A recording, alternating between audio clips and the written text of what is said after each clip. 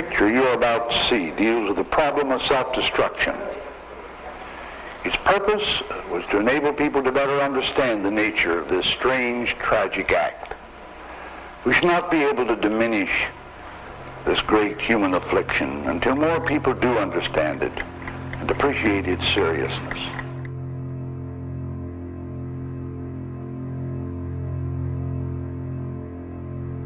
A lot of things about the world these days are very scary.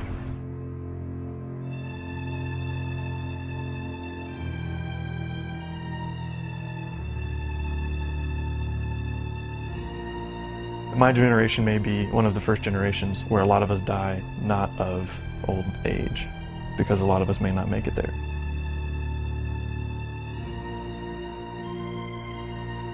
Global warming, it's gonna do this, and our climate's gonna go weird and we're like another ice age or something.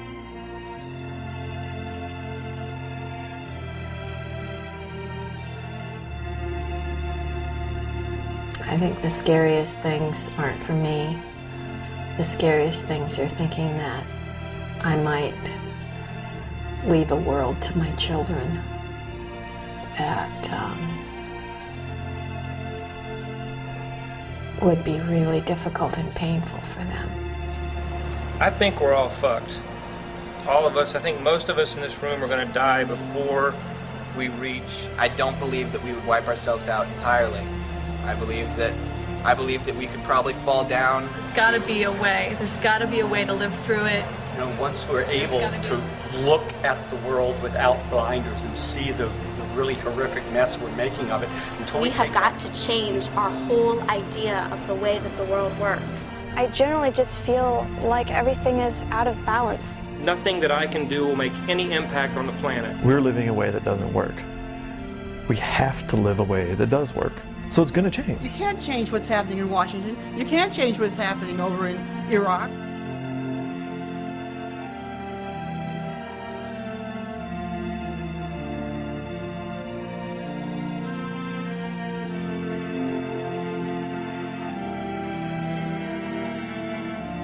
We've met the enemy and he is us.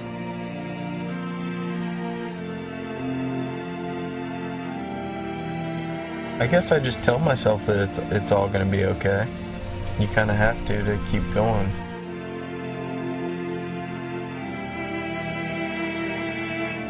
It's not a happy thing to think about.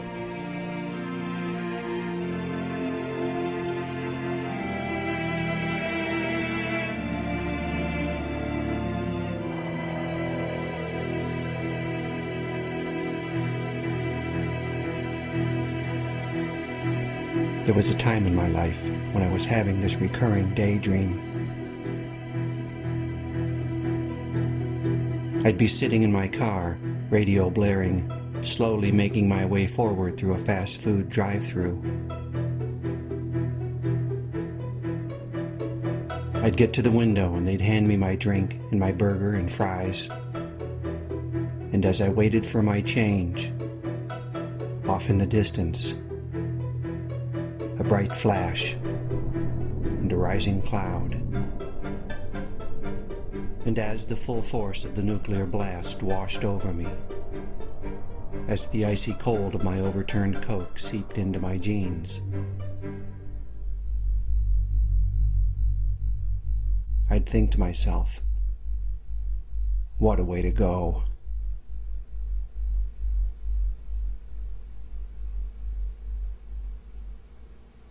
Yeah, I think that we might wipe ourselves off the earth. Definitely. I feel like that's where we're headed. There's an emptiness that other needs, the real desires aren't being met. And we're just scrambling with what our culture offers us. And our culture tells us, we will find love if we buy this lipstick and that makeup and these clothes and this car. I think it would be okay if we gave the earth back to everybody else who is not as destructive. All the rest of the life on earth.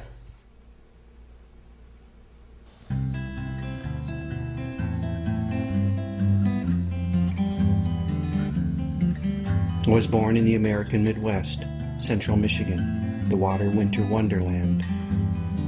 I was raised in the arms of an extended rural family, mostly farming folk, solid, hardworking, quiet, giving. I was born into warmth and plenty to eat, a sense of place, and a surety of security.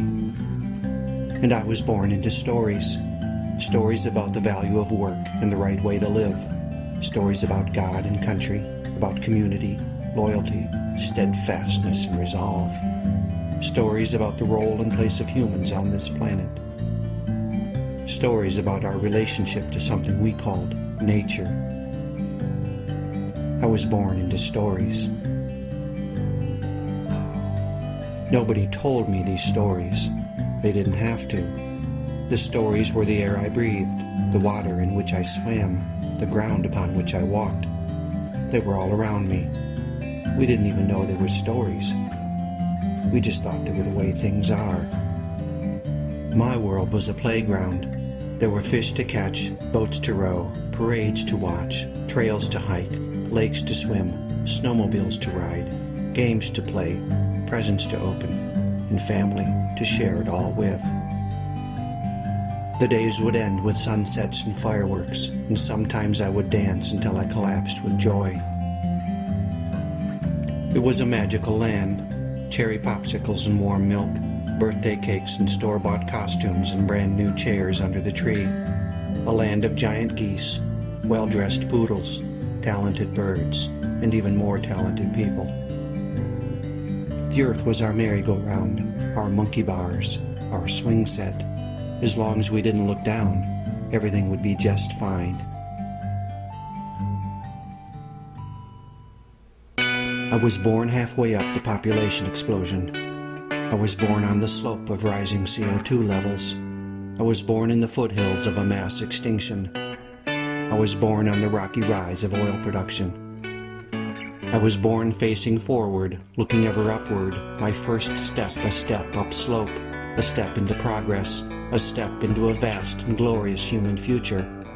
We were moving on up. There was no looking back. There was a mountain to conquer, and conquer it we would. All we had to do was climb a bit further. But the mountain we were climbing was not what we thought it was. Rather than rising from natural forces, the slopes up which we were headed were the results of imbalance and short-sightedness. In our efforts to progress, to succeed, to improve, to strive, to overcome, to manage, to shape, to solve, and to grow, we wielded huge new forces across the globe. We walked as giants upon the earth, unaware of the footprints we left behind.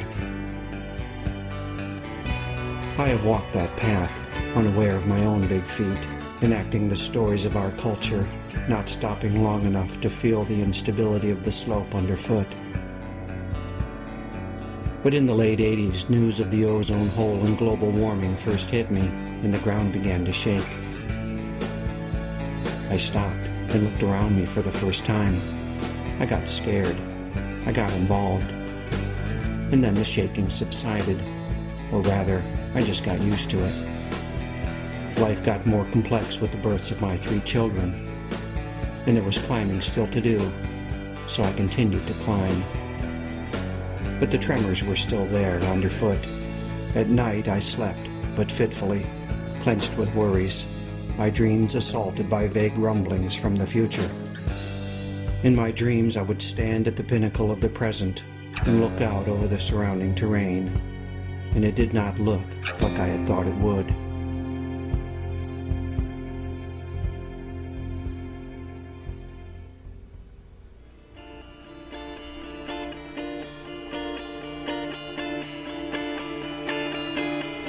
A faint howling in the distance pierces the night.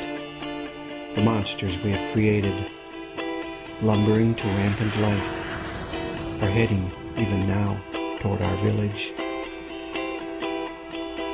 Nuclear weapons biding their time, itching with purposes unfulfilled, as hopeful fingers tremble near buttons. Bunker busters and tactical nukes, suitcase bombs and terrorist acts, power plant accidents and leaking wastes. Plutonium launched into space in rockets known to explode. And depleted uranium poisoning the battlefield, depopulating the land.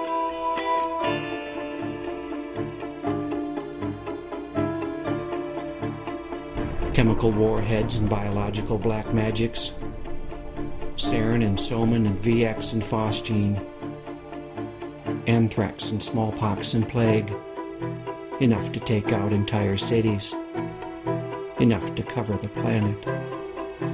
And they don't care who lets them out, as long as they get to play. Other nasties lurch toward us on their own, old friends, new creations, and recent escapees. Ebola, Marburg, Lassa, and SARS, swine flu, bird flu, HIV, and AIDS. The rebound of tuberculosis, cholera, malaria, and typhus. Prions and mad cows, scrapy sheep, and chronic wasting disease. Cancers that eat away our lungs, our brains, our breast, our testicles, and our ovaries. The new monsters peer over the horizon. Good intentions spliced to blind arrogance and numbing greed. Frankenfoods and Terminator seeds. Herbicide-tolerant and pesticide-laced crops. Patented life, barely tested, quietly ticking, let loose upon the land, as if their creators, having looked at the world, managed to learn nothing at all. The monster's howls grow frenzied. Chemicals in our land, our sky, our rain, our rivers, our food, our bodies, our babies. Rising male infertility rates and Superfund sites and ozone depletion. Rivers dammed and salmon doomed. Topsoil loss and fertilizer runoff. Huge oceanic dead zones and depleted fisheries. And the ghosts of silent whales scraping over the corpses of coral reefs. The monsters advance and forests collapse under their feet, leaving indigenous cultures battered, homeless, soul-sick, or dead. Disrupting water and oxygen cycles and turning soil into deserts, as tigers and salmon and tree frogs and falcons stumble down the path toward extinction, their heart-rending voices lost in the chatter of chainsaws and the coughing insults of bulldozers. And all the while the climate is changing. Angry summers, insistent floods, belligerent blizzards, grudging droughts and pissed-off hurricanes. With poles warming and ice shelves calving, permafrost slumping and glaciers receding, sea levels rising and big cities sinking, as ocean currents halt and superstorms gust, deserts expand and rabbits run and locusts hoard and army ants march and mosquitoes hunt and rodents overrun. The balance undone. Leaving crops destroyed and diseases vectored and famine and rioting and looting and war. The ocean turns acid and corals and shellfish and planktons dissolve. The disruption of food chains, the collapsing of ecosystems. Tonight on the Weather Channel.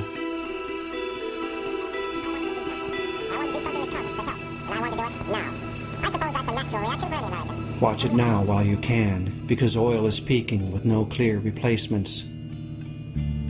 Production will falter as demand keeps increasing, and the price, which is rising now, will just keep on rising. Imagine the impact of the global economy, to the truckers and farmers, to your neighbors, yourself. Watch the bidding war rage from trade floors to battlefields. Watch the Pentagon plan and the Patriots Act. Go look out the window. Do you feel a draft? World populations fueled by the input of oil. We could reach 7 billion by 2013. That's billions of bodies more than the planet can sustain without oil. We're consuming the planet and poisoning the soil and the air and the water that we all need to live. We're driving a high-speed train to the end of life, and we're taking the rest of the planet, trillions upon trillions of living souls, along with us. And all of this, all of this, all of this, all of this is wrapped tightly inside a culture of denials and lies and absurdities so complex and so powerful that we can barely see through the smog. The monsters are screeching at the village's edge, so huge and so horrible that we cannot bear to look at them. And we, bound in a cultural straitjacket of our own making, slumber on as they draw near. Working jobs we hate, consuming products that do not fulfill, distracting ourselves as best we can with television, drugs, food, sex, and entertainments, hoping our leaders will find some answers, awakening, finally, in the still hours of early morning, to the shapeless realization that they will not.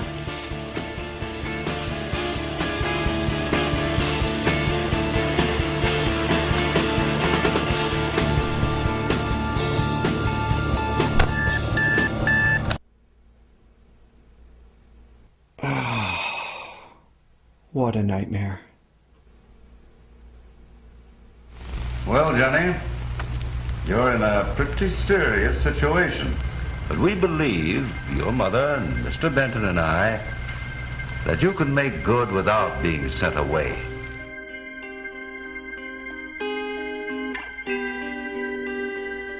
There's always been a part of me that has suspected that I would see the end of the world as we know it in my lifetime. It seemed built into the situation, a certainty of population dynamics, the inevitable end to Mr. Malthus' musings. At some point we would near the sun, our wings would fail, and we would plummet back to the earth. Fuck! New voices spoke of possible futures. Hey, can I have some of those purple berries? Crosby, Stills, and Nash sailed the wooden ships. Shit, not again. Ridley Walker wrote his connections. And Charlton Heston ate Soylent Green with the Omega Man on the Planet of the Apes. You maniacs! The world looked insane to me, but nobody else seemed to notice, so I buried my thoughts and muddled on. Deep inside, this was tearing me to pieces. I remember looking in at night on my sleeping children and feeling a deep and gnawing terror for their futures. But I locked my fears tightly in my heart, hit the snooze button, and slept a while longer. And then I came across Daniel Quinn and Derek Jensen, two writers who helped me, with books such as Ishmael and The Culture of Make-Believe, to recognize the stories of our culture, the beliefs and assumptions and fables that have shaped our lives, the fairy tales we have told ourselves, the madness we have made manifest in the world. Quinn speaks of the Nazi regime, of Adolf Hitler and the story he told the German people, a story about the lost destiny of the Aryan race, a story of oppression and defilement, a story of victory and vengeance and greatness regained. And Quinn explained how the entire nation, oppressors and oppressed alike, Jews and good Germans and gypsies and gays, were all held captive by that story. We who live today inside the dominant global culture are similarly captives of stories. Stories that surround us like the air we breathe. Stories that we enact at our own peril. Stories that threaten the community of life itself. Have you heard the one about humans being separate from nature? Different, special, the pinnacle of creation? Or about humans being innately flawed, violent, selfish, and greedy? How about the one that says that the world was made for human beings to manage, control, and exploit as a resource, and that the world has no value beyond its utility? Or the story about there being only one right way to live, and one right way to understand and view the world? Or about how unlimited growth, competition, and production are all unquestionably good? Or the story that tells us that we can have and do anything we think we want, because there are no limits. There were people in the world looking squarely at our cultural stories and at the global predicament and seeing what I saw. Our culture, in its present configuration, could not last. I was not alone. But the transformation, or the collapse, still seemed far away. It would come one day, but not now.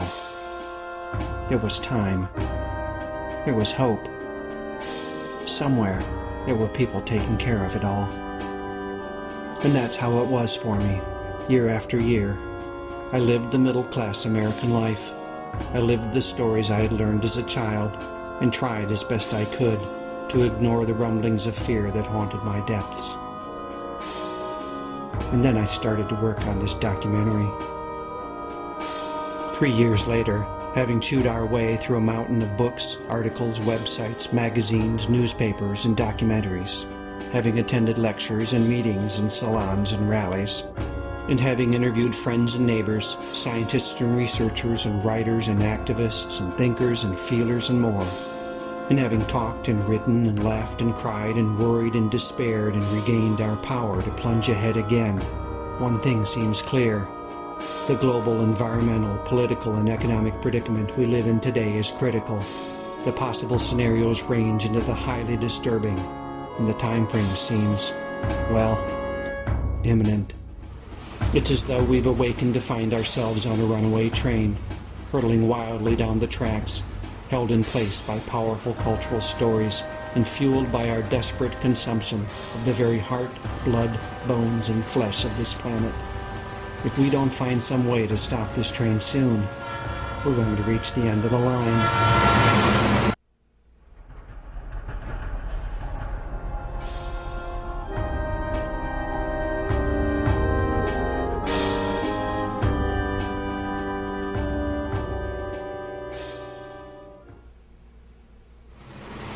So what do you see when you wake up on the train? I can tell you what I saw. I saw the ground beneath the pavement, the man behind the curtain, the monster under the bed, the real below the rails. The culture of empire works every moment of every day to distract my attention, like a magician using sleight of hand. What happens when I look where the conjurer does not want me to look? I see the trick.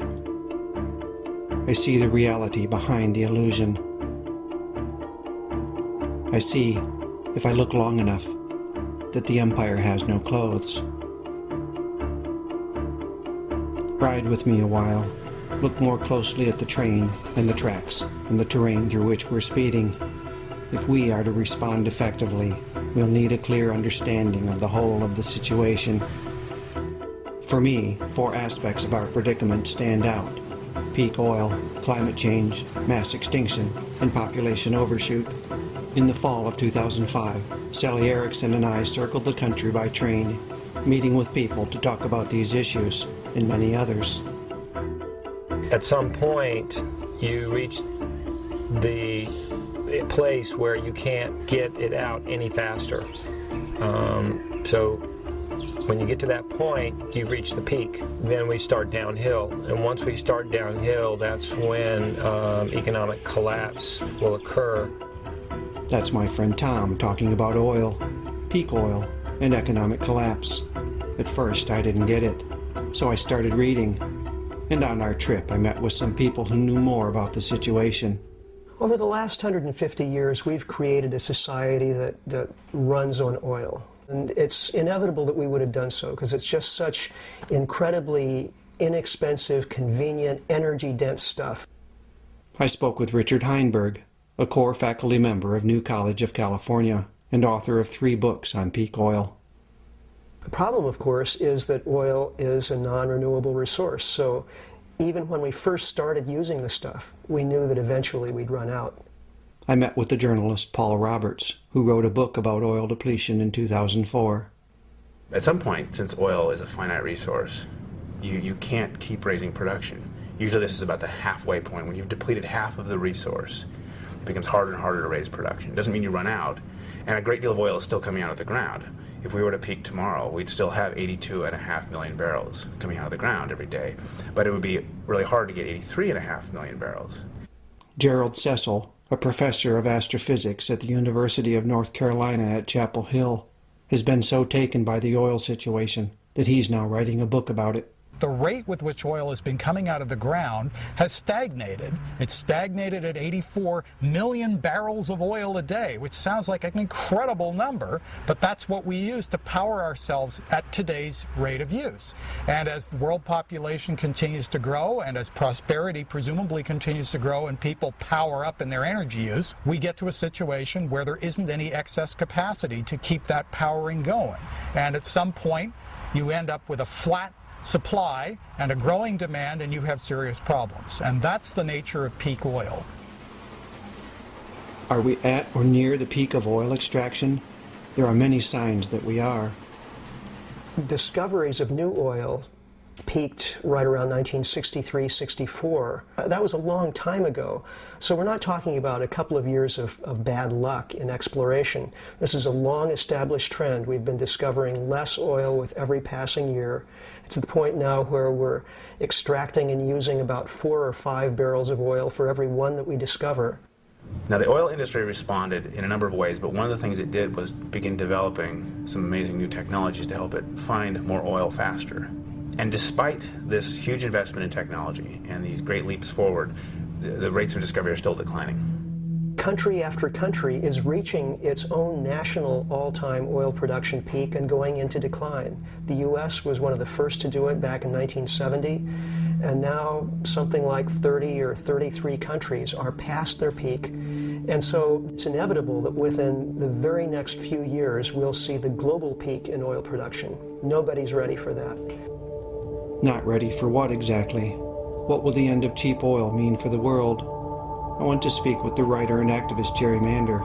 I'd let myself believe that the real problems were decades away. Turns out they're probably right around the corner.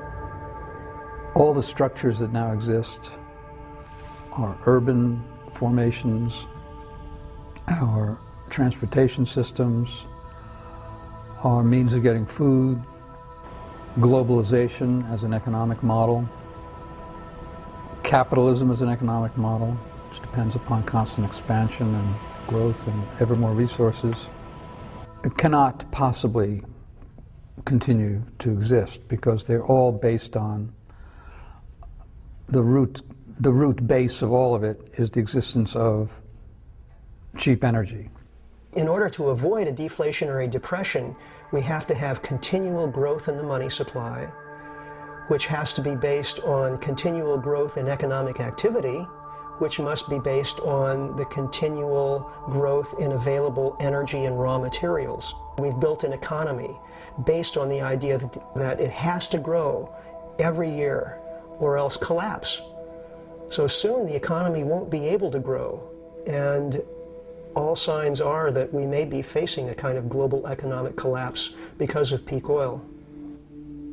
It seems that if our economy is poised for meltdown, our agricultural system is doubly so. I spoke with local sustainable designer Harvey Harmon and with writer Richard Manning about what he calls the oil we eat. The average piece of food in your supermarket has traveled 3,000 miles or more to get there. So not only is it based on petroleum to grow it, but then it's transported and refrigerated. And it's a system that's very dependent on cheap energy, and it's very energy intensive. If we take a look at about 1940 and an American farmer, that farmer was using roughly a calorie of fossil fuel to make a calorie of food. Today, that same farmer uses something like 10 calories of fossil fuel to make a calorie of food. That means that petrochemicals, fossil fuel, have become embedded in our food supply. If we run out of fossil fuel, that strategy will collapse in a heartbeat. Sadly, with so much at stake, oil grows increasingly worth fighting for. My friend Ray said it best.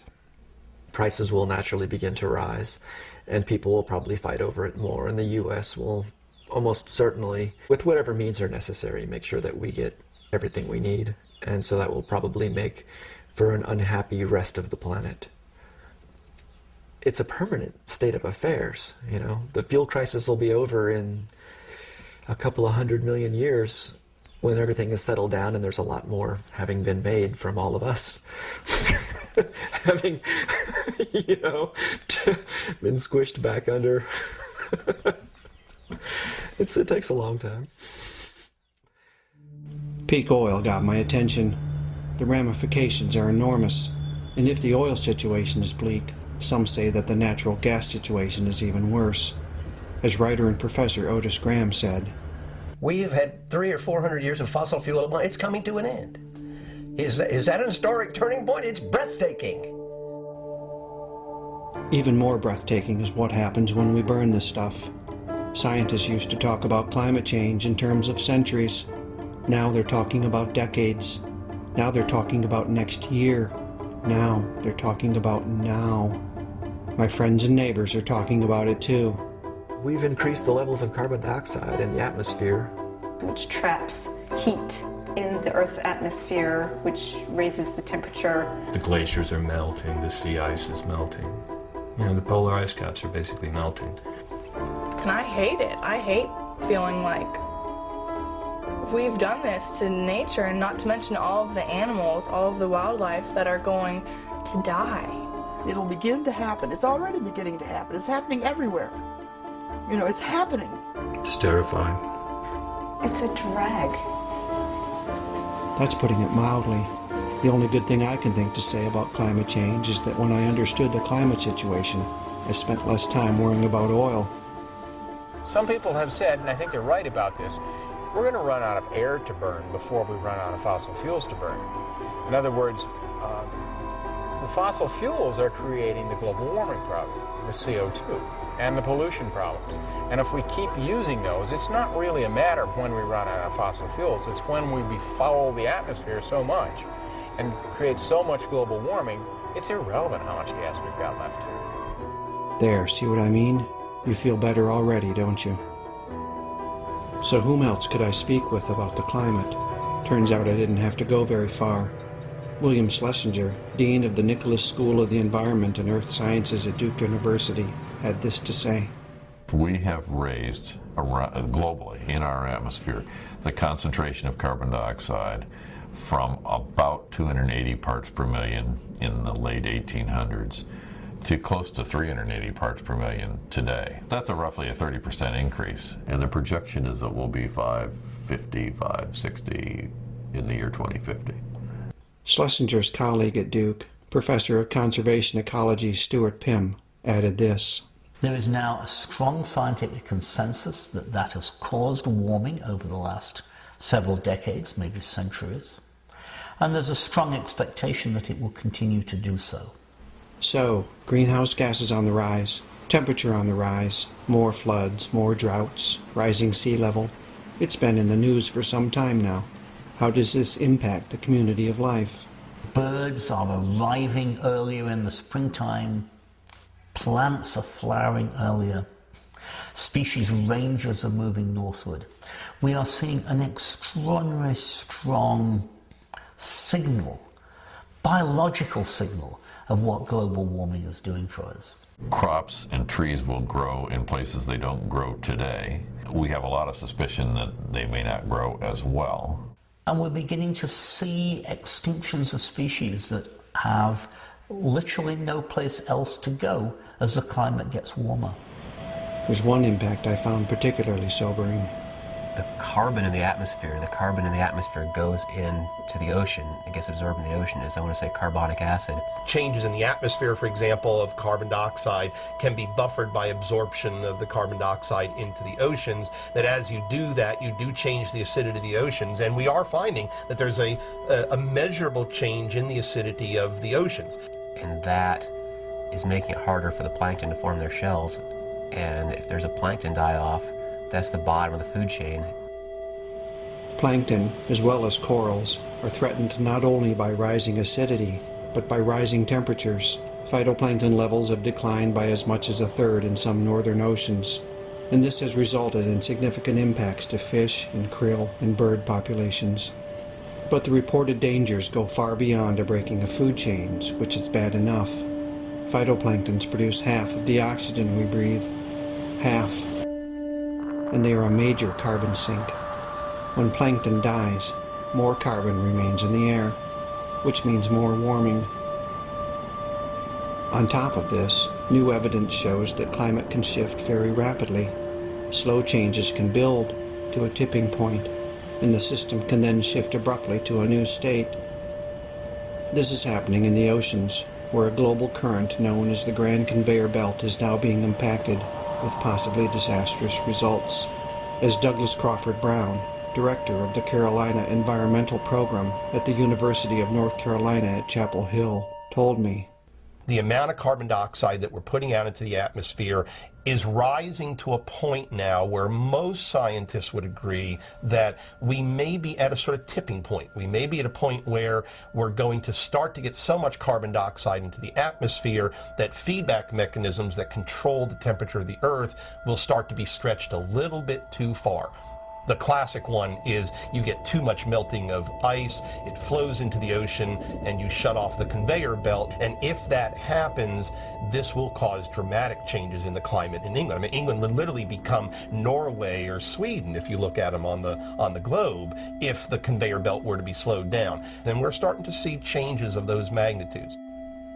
This is why I tend to use the term climate change rather than global warming. A warming planet can have heating and drought in some areas and freezing in others, such as Europe and North America would experience if the Gulf Stream shut down. The impact of that would be huge. Those portions, much of which supply the agricultural bounty for Europe and the U.S., would have dramatic changes in climate, particularly affecting agriculture.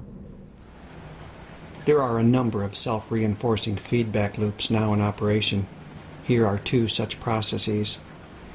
You know, the polar ice melting, which is opening huge areas of sea in the polar regions. Without that ice, which normally reflects sunlight, that polar sea is now going to be absorbing a lot more sunlight and therefore heat. We have a lot of carbon stored in the permafrost, and those permafrosts are starting to defrost, and when they defrost, that carbon dioxide, that carbon is going to be oxidized to carbon dioxide or brought out as methane and so on, and that will be a dramatic increase in greenhouse gases. This may get out of hand, and we'll suddenly be looking at a very rapid warming of the planet. This may get out of hand. Given that there seems to be a consensus that we need to reduce carbon emissions by 70% or more, and given that we live in a world where economies must grow or die, and given that our carbon emissions grow along with our economies, and given that many countries are working feverishly to emulate the American way of life, it's difficult to see a way to stop it from getting out of hand. I've yet to see a proposed solution that even comes close to realistically addressing the situation. Talk about a snowball's chance in hell. I mean, it's like I used to take this martial arts class, and a lot of these guys, it was a kind of a kung fu thing. A lot of the guys in class would be saying, well, what if I meet a guy that's really good in taekwondo? Or what if I meet a really good boxer? And the teacher would say, well, you're going to get your butt kicked. You know? So what if we run into a tipping point where we have this kind of accelerated scenario of climate change? We're going to get our butts kicked. It's very possible that global climate change is out of our control at this point, no matter what we do, whether we implement Kyoto or Kyoto on steroids or whatever it is. I don't know how it'll be manageable. If they can't manage the fallout from the New Orleans catastrophe, what's going to happen when they try to manage a society-wide catastrophic situation? We can take a lot of punches. Nature takes punches pretty readily. Global warming is a really severe punch.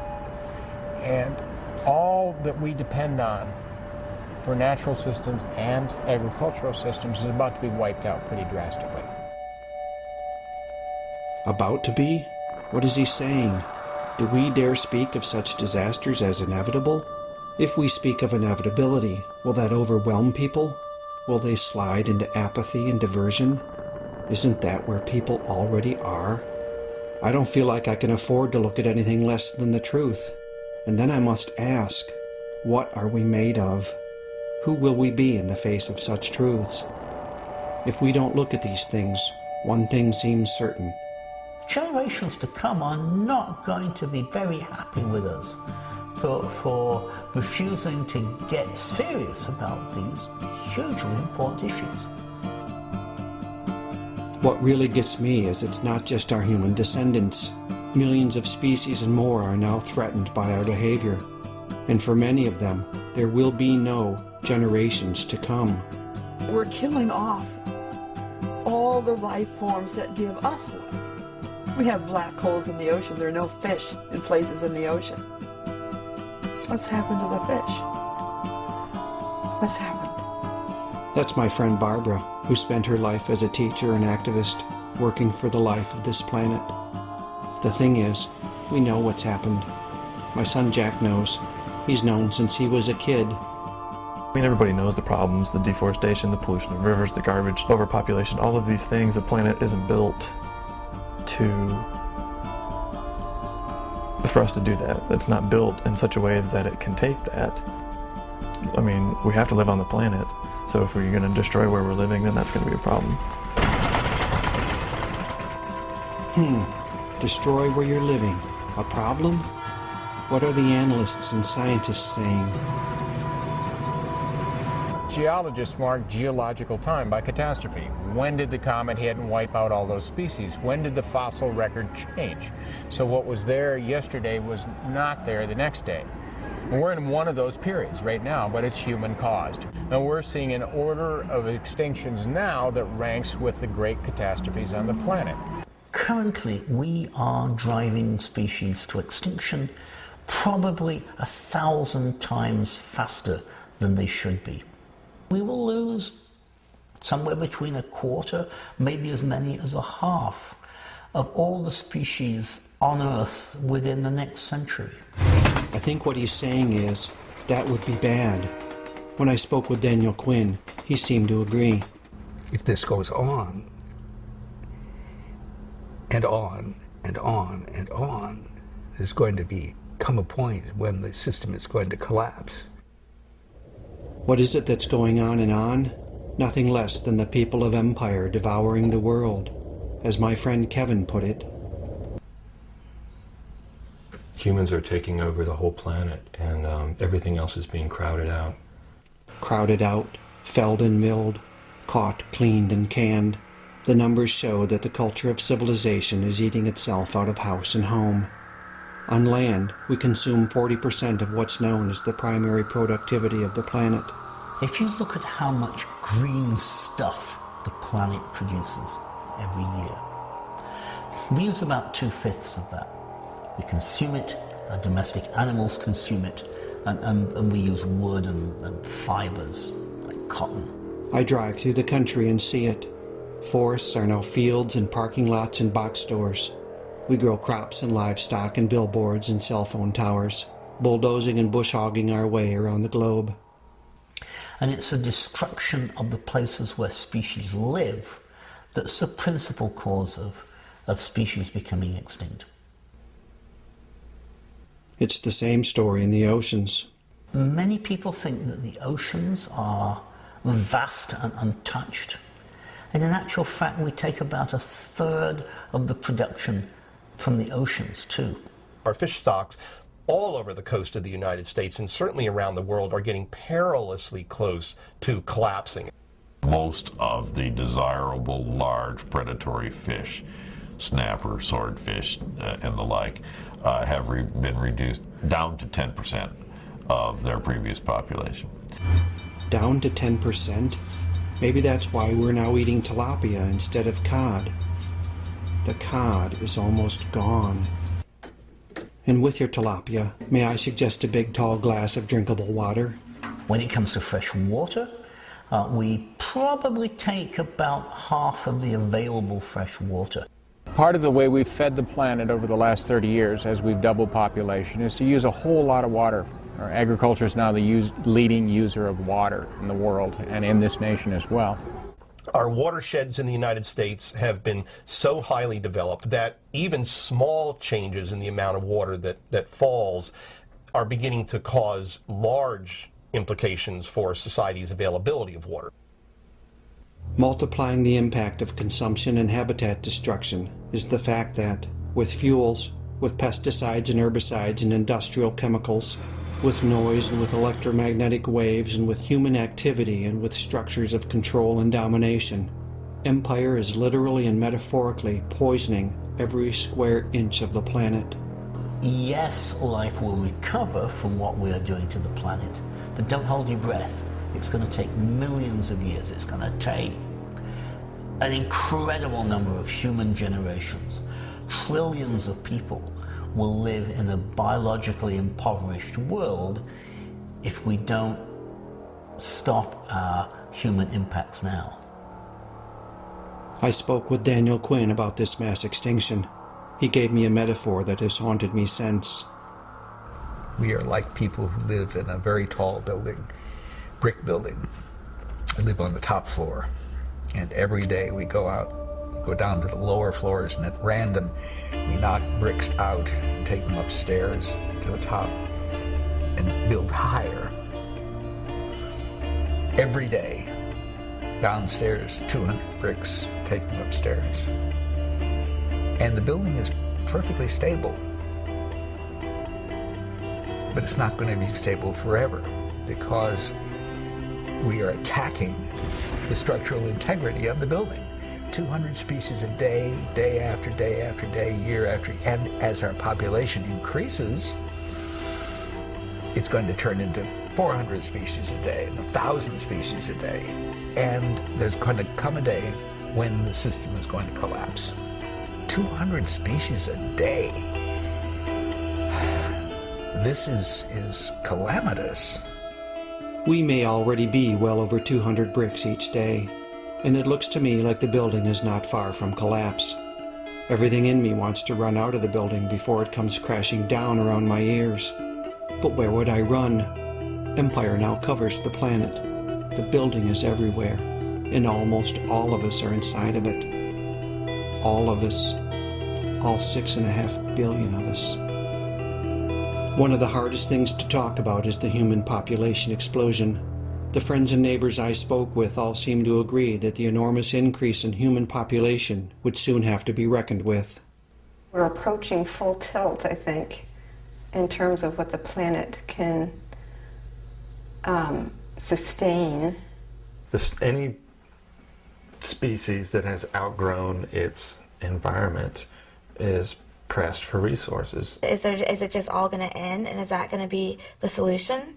You know, are we going to become extinct like the dinosaurs? Equilibrium will be re-achieved.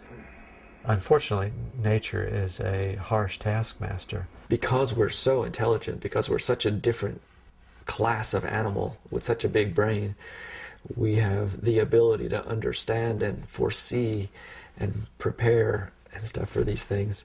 It doesn't mean we will. How will we face into the issue of human population?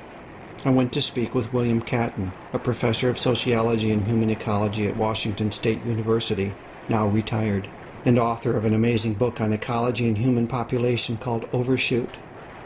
According to Catton's assessment of the carrying capacity of the planet, I think the way we're living now, the world was overpopulated already by the time of our Civil War. The population at the time of the U.S. Civil War was just over 1 billion, so we've now overshot that number by more than 5 billion, as Catton told me. It is possible to exceed carrying capacity, but only temporarily. If you exceed carrying capacity, you then damage the environment upon which you're depending. Looking closely, I've come to see that population numbers for humans, in and of themselves, are only part of the story. As Catton points out, it's the damage those numbers do that counts, and that damage is intimately connected to our way of life. The Earth supports as great a collective mass of ants as it does people. It can do so because ants aren't building 6,000 square foot homes, driving 2 hours to their jobs, buying plasma TV sets, and killing each other with depleted uranium munitions. We in the developed world have 32 times the footprint on the planet, on the resources depletion, 32 times the person in India. Well, I think we all know that, though the figure is stunning. And it ought to make us really think and start to talk with each other about this. You talk about how many energy slaves per capita do we have. In this country, we've got something like 70 times as many energy slaves per capita as people in Bangladesh. Instead of thinking of that Bangladesh as the overpopulated country, if you multiply each of us by 70, take that 290 million or whatever number of us there are now, multiply it by 70, wow, we are an overpopulated country. In those terms, the U.S. is a nation of 21 billion people, and my own 3 children add 210 to that number. To speak of population, then, as the root cause of our problem makes little sense to me. It conjures images of crowded third-world cities and teeming masses of human flesh, while the global impacts of rich first-world lifestyles go unexamined. Big feet, more and more feet, and more feet getting bigger and bigger. And if these feet just keep on walking, one of these days they're going to walk right into oblivion. It cannot be sustained for much longer. There are any number of catastrophic forces that could lower our numbers as oil depletion, climate change, and environmental collapses play out. One thing large populations are especially prone to is disease. Microbes are going to have a lot more to do with it than humans have to do with it in the end. In nature, and we're still governed by natural rules, we don't like to think we're not, well, we are. And when you put together the kind of biomass that humans represent on this planet, we're an asset to somebody. We're a resource. But it may be possible to meet the situation with consciousness and intention. Once we get to the peak human population, wherever that is, I hope it is 8.5 billion rather than 12 billion, but it's going to be high.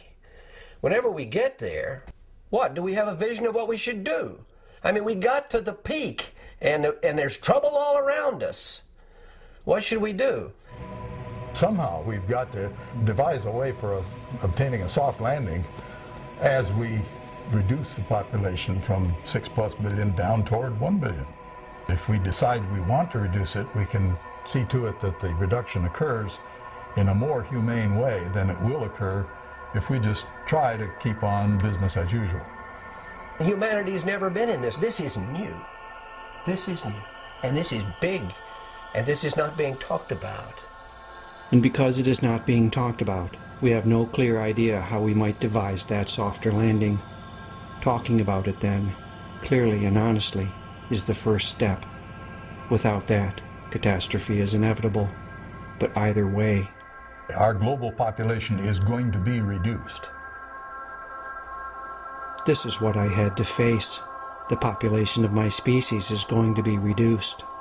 I had to face it just like the grizzly bears have had to face it, and the wild salmon have had to face it, just like the right whales and the piping plovers and the mountain gorillas have had to face it, just like the great auks and the golden toads and the black-finned ciscos had to face it before they went extinct. And I had to face something else. I have a choice about how I meet it. My friend Lyle gave it some perspective. The fact is that there have been die-offs of civilization. There have been collapses of great, mighty civilizations. Sophisticated, powerful, unbelievable civilizations have collapsed. And it's a choice. It's a choice that we can decide to succeed or fail. And I'm going to go ahead and decide to succeed, thank you. And I'd really like it if you'd come with me. What choices do we now have? What would that success Lyle speaks of look like? What is inevitable at this point? And what remains to be created if only we awaken to our power? Most importantly, why have we not already awakened? And you know something? The more you talk about your problems, the easier they are to solve. It's bottling things up inside that's bad. We can't survive apart from the earth. And so we're killing it. I think part of looking at things exactly the way they are is feeling how isolated and alienated we have become from ourselves, from the people around us, and from the natural world. And when you look at that and experience that, the natural response is deep grief. Deep grief at the loss of connection.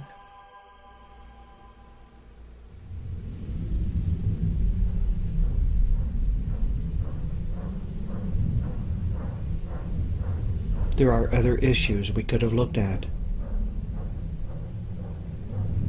How do we face into all of this information? It looks as though our very survival as a species is now in question. As I gaze unflinchingly at the world situation, the information goes right into my body. I feel shaken to the core.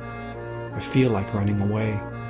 I feel, at times, like I've been hit head on.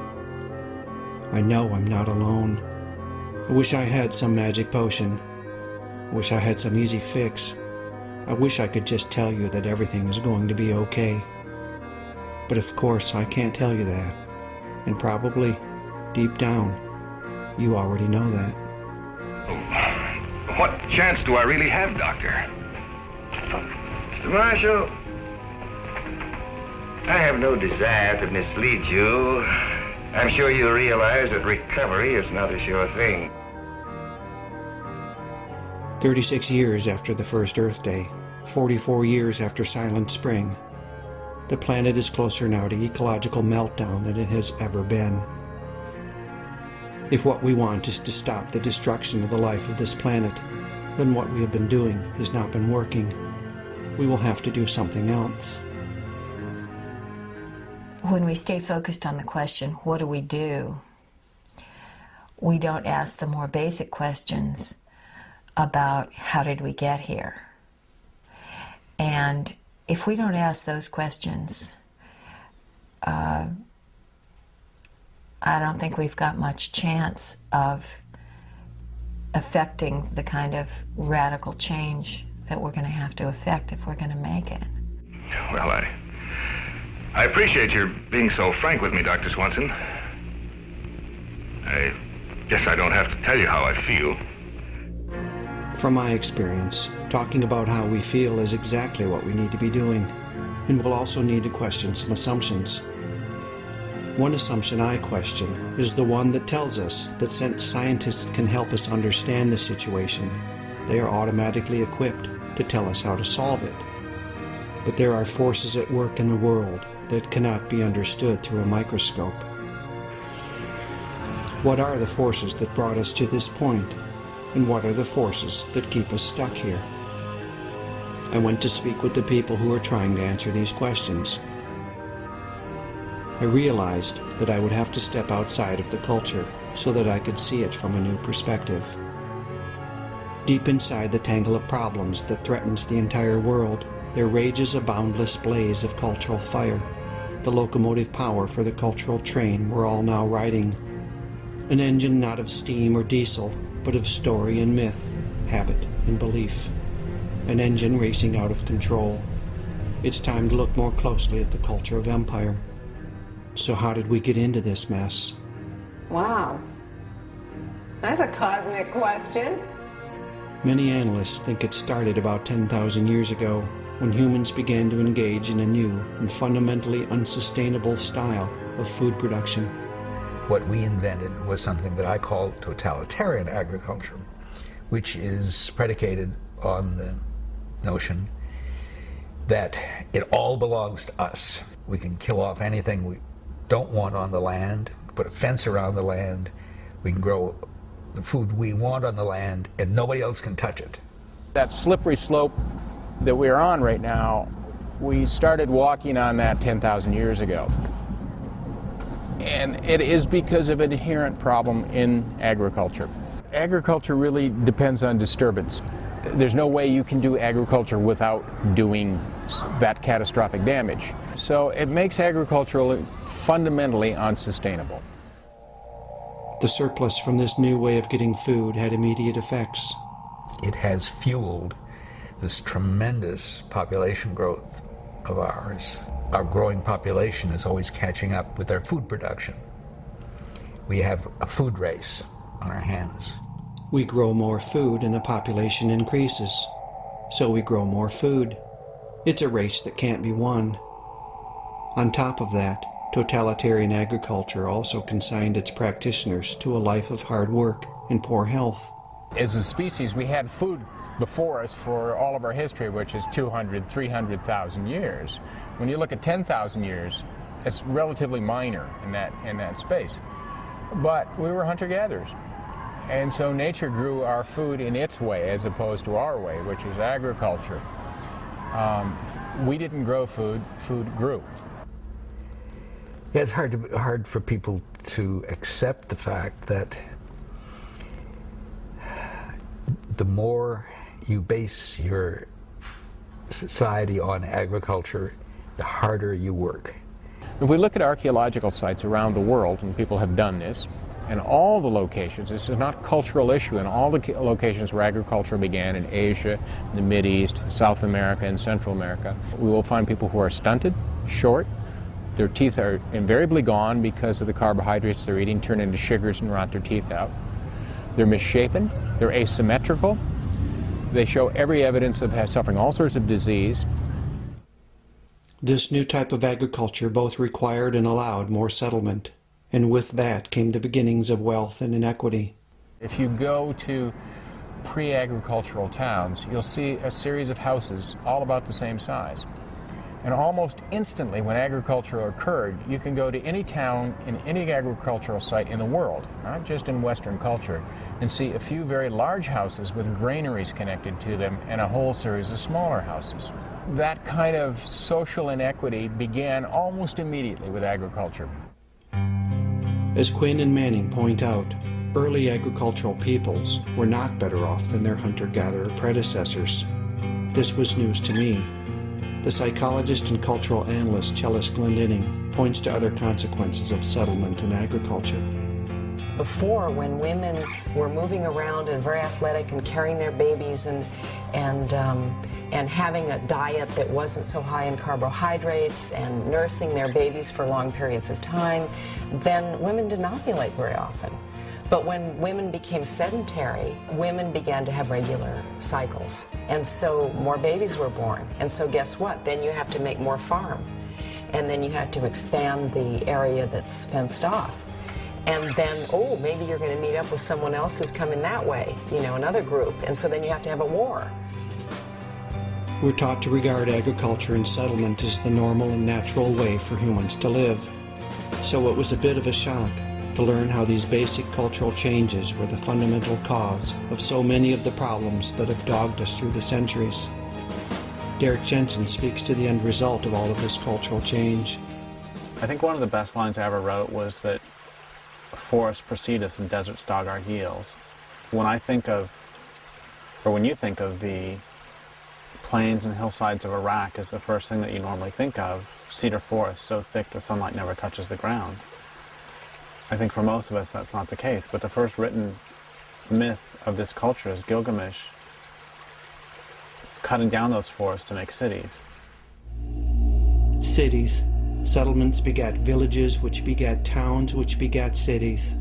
Totalitarian and catastrophic agriculture, the accumulation of wealth and power, and increases in population all came together to give rise to a new form of human culture, the culture of cities, the culture of civilization, the culture of empire. I realized as I was writing the newest book, Endgame, that I'd been bashing civilization for probably 10 years now, and I'd never defined it. I didn't know what I was talking about. And so I define it in that book as a way of life characterized by the growth of cities. I've defined a city as a collection of people living in numbers large enough to require the importation of resources. A city could be defined almost as a human ecosystem that grossly exceeds the carrying capacity of its local environment. As Jensen and Catton point out, because cities exceed the carrying capacity of their local environment, and because they require the importation of resources, then those who live in cities are locked into the inevitability of getting those resources from somewhere else, from somebody else, by whatever means is necessary. Often that means is trade, but trade requires transport, and transport requires energy, and energy has to come from somewhere, and it eventually runs out. And trade requires willing partners, but people do not always want to trade. When trade breaks down, and you need those resources, what remains is war. We now need oil to keep our cities going. Watch the bidding war rage from trade floors to battlefields. Watch the Pentagon plan and the Patriots Act. Let's stop for a second and regroup. I told you I've had to challenge some assumptions.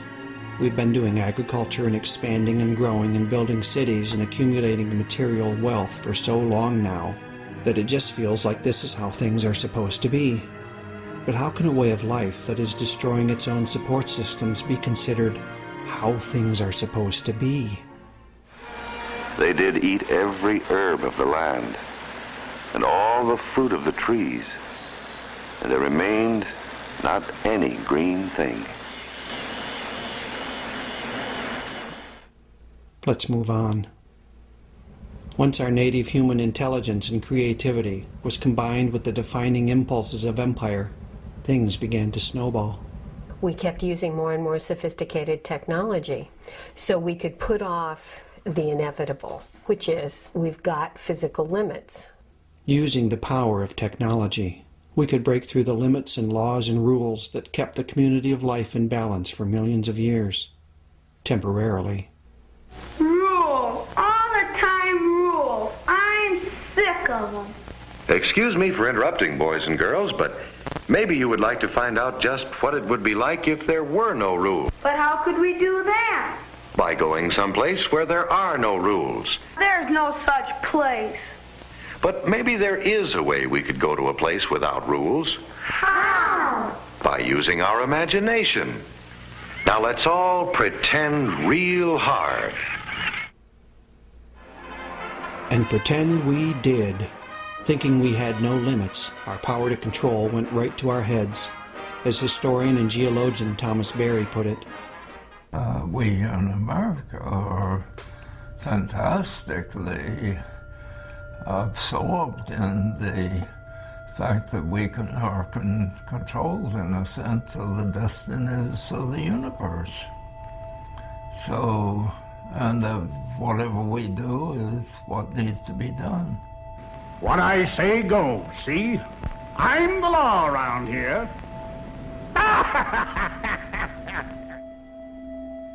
But the belief in the power to control has proceeded on some faulty assumptions about the limits of science.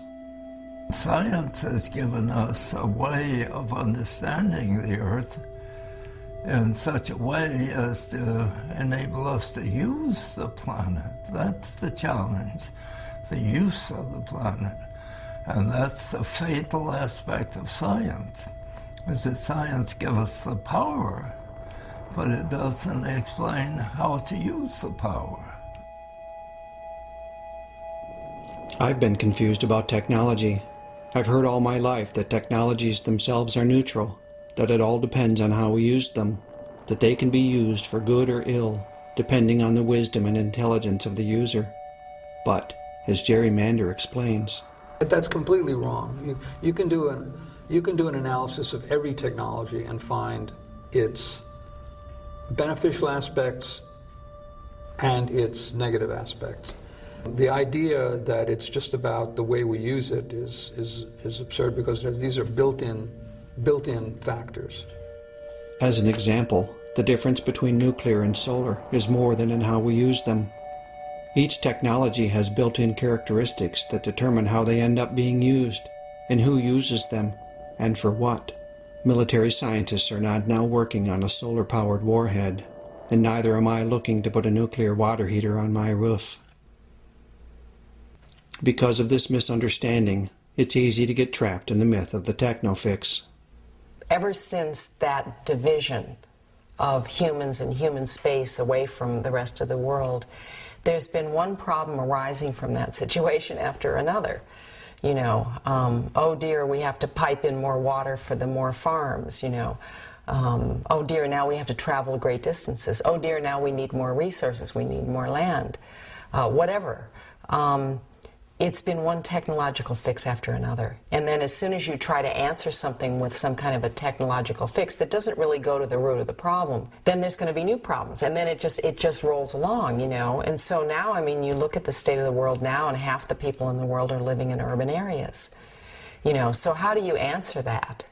You know, and the population explosion has gone to such an extreme. How do you answer that, but with another technological fix? Half the people in the world live in cities, and cities, by definition, exceed the carrying capacity of their local environments. I don't think most people know this.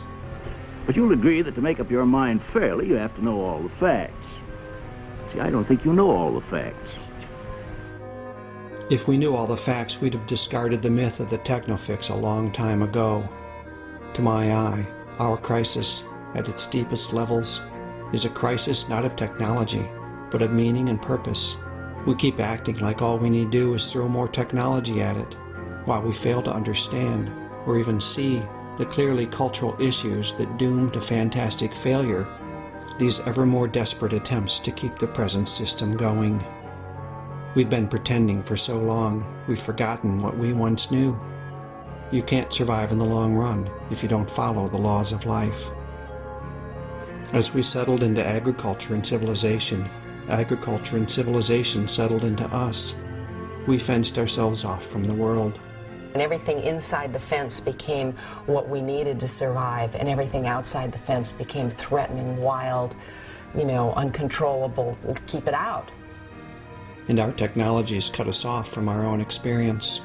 We can build a culture that sits between us and the world, and that mediates our behavior toward the world, and what mediates what we do or what we perceive. If you have a spear, it becomes a lot easier. You don't have to kill somebody right in front of you. You can kill somebody 30 feet away, and that distance makes it easier to kill. And if you've been sent into war with a B-2 bomber strapped to your back and an array of high-tech sensors at your fingertips, you can kill Iraqis with no more thought or feeling than you might have wasting the Covenant on your Xbox at home. This disconnection from the world, from other people and other creatures, altered our relationships and left us confused and wounded. Our relationship with the universe becomes a use relationship. Now that's disastrous. It's just like to say to another being, human, you used me, is about as terrible a thing as a person can say. Now the planet Earth is telling us, you used me. At what point do we stop and listen? And if we stop and listen, what will we be able to hear? Disconnection has stopped our ears. The planet's voice barely registers. Our minds are clogged with stories. Central to my understanding of the world is this: all cultures are based on stories. The culture of civilization and empire comes with its own unique set of beliefs and impulses. Listen to some of the stories that have brought us to our present predicament. There's never quite enough. We're innately flawed. It's heresy today to say, let's stop growing. Hard work is morally virtuous. More is better. The physical world, as I see it, is everything. We can solve any problem. I mean, they actually say that the way to be happy is to own more stuff. We are to subdue the earth and have dominion over it. We own.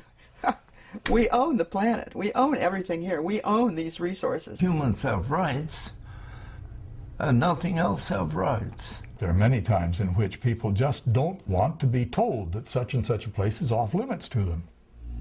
Living with stories like this, is it any wonder we're devouring the planet? In some ways, we're in a culture of 2-year-olds where we just won't look at the limits. Dominion over the earth in Genesis didn't mean to leave this pillaged and smoking. Daniel Quinn has named some of the basic stories of empire. The ambient voice of our culture tells us that this is the best that humans could ever hope for. What we've got right now and where we're going is just unsurpassable. Ergo, any alternative has got to be worse. There were other civilizations besides ours. They did not think that they had the one right way to live, and that everyone in the world should be made to live that way. We are taught to think that we are humanity. If there are other people out there that were different from us, well, they're degenerates, or they're just not as far advanced as we are. We came along and began doing things and building civilization, and this is the way humans were meant to live from the beginning, which is one reason why we can't give it up. Here, perhaps, is the most dangerous story of them all. We are superior to all other creatures, and our lives are independent of theirs. Through his intellect, man has developed a superiority over every other form of animal life. With the stories of empire in place, civilization was ready to spread around the planet. Rand Prier explains the core idea of the parable of the tribes, which reveals how the culture of empire prevailed in a process of cultural evolution that selects for power. Imagine there's a bunch of tribes that are living together peacefully, and one of the tribes, for some reason, instead of living in balance and peace, they decide they're going to go make a bunch of weapons and conquer the next tribe and turn them into slaves. The next tribe has three choices. If they run away, the paradigm of the violent tribe expands into their territory. If they submit into slavery, the paradigm of the violent tribe expands their territory. If they build weapons to fight back, the paradigm of the violent tribe expands their territory. And that just goes on until the whole world is made up of people who make weapons and fight and enslave other people. After 10,000 years of this, we've forgotten who we are. How could 3 million years of human life be meaningless? The way people were living at that time, during that vast period, they were living in a way in which humans could live for millions of years, tens of millions of years. And that's something. Man, now we're saying, how many decades can we have? And if we go on living this way, it's not many. It strikes me as critical that we remember who we really are. We have these huge brains and a great capacity for innovation and adaptation, but we can get trapped inside of stories and fantasies that block us from our own greatness. Well, human beings can act either as members of climax ecosystems where we integrate ourselves into everything else that's going on, or we can act as invasive species like the cane toad. The classic example of human beings acting as an invasive species, of course, is Europeans over the last 500 years or so. It doesn't have to be this way. Not all human cultures have followed this path. When I look closely, what I see is that human capacities and characteristics have always been mediated by the larger society. Always. One person I spoke with who discussed our present predicament in terms of inherent human characteristics was Richard Manning. To survive in our hunter-gatherer days, very narrow field of vision. You had to be concerned with what was happening around you in the immediate 100 yards. You had to be worried about what was going to happen in the next 10 seconds, 5 minutes. Where was that tiger going to come from? It was going to bite your neck and kill you. And so our strongest instincts are geared to the immediate. Our adrenaline doesn't start to flow when we read about global warming. It starts to flow when somebody put a fist in our face. And yet the Haudenosaunee evolved a culture that balanced those strong instincts. They make decisions based on their impact on the 7th generation. Contrast that with the culture of empire. What we've never been able to do is recognize a limit coming from 30 or 40 years out and behave accordingly. And so we haven't seen climate change coming, and most people don't see oil depletion coming. And there are other forces in the universe that play out over the long term, Exponential growth and population dynamics can both unfold over generations, making them, for humans blinded by their own culture, difficult to see. William Catton explains another long-term process. C. Wright Mills of Columbia University, kind of a maverick, gave a nice sociological definition of fate. Fate is what happens when innumerable people make innumerable small decisions about other matters that have a collective cumulative effect that nobody intended. Okay, that's what's happened when we overpopulated the world. Nobody intended to overpopulate the world. Nobody intended to pollute the oceans. Nobody intended to start the greenhouse effect. So this is part of what I've come to about how we got here, a snarl of assumptions and behaviors and beliefs and stories that form the backbone of the culture of empire, a fusion of forces that severed us from the laws of life. This culture tells us that we can live apart from those laws, without limits, without rules, but doing so has left us and the planet battered and beaten. It isn't working out the way we've been taught to think it will. Well, boys and girls, how do you like living without rules? I hate it. This is no fun. It stinks. Over and over I've had to ask, why do we keep destroying the planet, even now, when the evidence that we are doing so is overwhelming? The first thing to note is that all of these historical forces are still in play, and some new forces have arisen in our time. It's sobering to consider that we're trapped in an economy that must grow or die. The economy will, can, and must continue to grow. Now, of course, this is an absurdity because we live on a finite spherical planet. So there's only so much stuff to chew up and spit out. We're assaulted by corporately controlled media that keep us delusional. People tend to think that they have a choice about what information they take from television. And we are sitting and receiving a form of information in which is very, very powerful, comes in the form of images, and once the images go in, they don't go out. It's almost science fiction in its implications. It's Big Brother, and yet we think it's perfectly normal. As people's real lives become more and more degraded and unsatisfying, and petty and vulgar and irritating and sterile, then the appeals of those glorified images become all the more powerful. There's a great line by Zygmunt Bauman that he says that rational people will go quietly, meekly into a gas chamber if only you allow them to believe it's a bathroom. And I've lost all hope that my government is capable of looking clearly at the situation.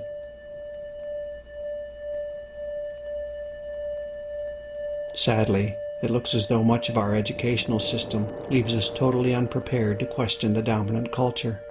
It numbs our critical thinking skills instead of developing them. And it goes along with technical, industrialized society because you need to turn people into interchangeable machine parts where you can pull one person out and stick another person in the same spot. These children are being taught to accept uncritically whatever they're told. Questions are not encouraged. I've certainly never been encouraged to question how our culture creates disconnection. Every one of us is living in this little comfortable bubble that's completely disconnected from the real world of animals and plants and soil and water and natural forces that produces everything that's of any meaning whatsoever on this planet. If your experience is that your food comes from the grocery store and that your water comes from a tap, you will defend to the death the system that brings those to you because your life depends on it. If your experience is that your water comes from a stream and that your food comes from a land base, you will defend to the death that stream and that land base because your life depends on it. Systems of manipulation and exploitation, structures of disconnection and delusion, institutions of domination and deceit. I had to ask, who would create such things? Only people who have become almost wholly disconnected from their world. people who have forgotten who they once were, people who have been deeply wounded. We've gotten lost in a hall of mirrors. Everything that we receive, everything we see, hear, smell, taste, feel, originates in or is mediated by humans and machines. That affects our consciousness. It gives us an inflated sense of our own importance and of what reality is, as if because we've made it, it makes it most real. As any narcissist knows, it's endless. We can never get enough of that reflection of ourselves. What we're really aching for is real relationship. Our animal bodies, I think, formed by the earth itself, want and require a real relationship to the world, to the water, wind, and soil, to the animals, plants, and fellow humans that comprise the community into which we were born. But we're stuck in the hall of mirrors, and we've begun to lose our sanity. So that you see the beginning of something like dissociation, like post-traumatic stress disorder, like schizophrenia, like multiple personalities. You know, you see that the fragmentation in the world today is being mirrored in all of these kind of very severe psychological disorders. If you're in that sort of solitary confinement, you're going to start hallucinating, and you may end up believing strange things like the idea that humans are superior. Acting out of that belief of superiority, of entitlement, of invincibility, empire has conquered the world, but that conquering has bounced back on the conquerors, leaving everyone wounded. If the world, the system that we're living in, is harming other people, then that's something that, you know, you can't live with that. So if you look at the people who have been assimilated into empire, and if you look at the imperialists themselves, you find an incredible dissociation from reality. Dissociated from the reality of the planet, we don't act on its behalf. Feeling for nature is diminishing to the degree that people are less desiring and less able to influence policy about nature or to do anything to protect nature or to have any feeling for nature. It's hard to have feeling for it if you never have any contact with it. And it's hard to have any contact with the rest of the world because we're living like an animal in a cage. Just think about an animal in a zoo. An animal's deprived of the very things that keep that animal going, the smells, the sights, the sounds, the instincts, the hunting.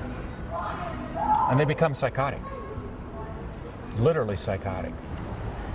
I think that we've done something to ourselves that is exactly analogous to that. We've put ourselves in a cage, in this cage of civilization, of cities, and it's made us, in a way, psychotic. That if you would have a group of hunter-gatherers, and this has happened a lot, hunter-gatherers watch behavior of people in our society, they would think we were crazy for the way we behave, because we are. I stop. I listen. I watch the world. The disconnection is everywhere. You learn it as a child. You know, you learn to not feel the kind of pain that is inflicted upon you by the lack of connection, by being in a crib by yourself in a dark room, you know, by not having the breastfeeding, by not having the constant contact with other people's bodies.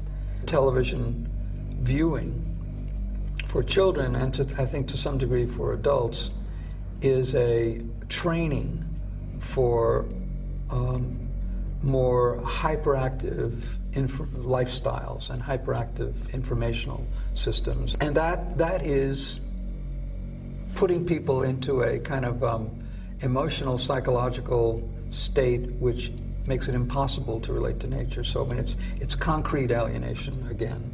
Most of us don't have a human community where we can rest and feel safe and feel like I'm going to be taken care of. In our culture, there's so many things that are set up to stop us from connecting directly with each other. Like if you go to a bar, we take this for granted. If you go to a bar, it's dark, there's really loud music playing, because if it were quiet and there were good light, people would get freaked out to have to deal with each other so directly.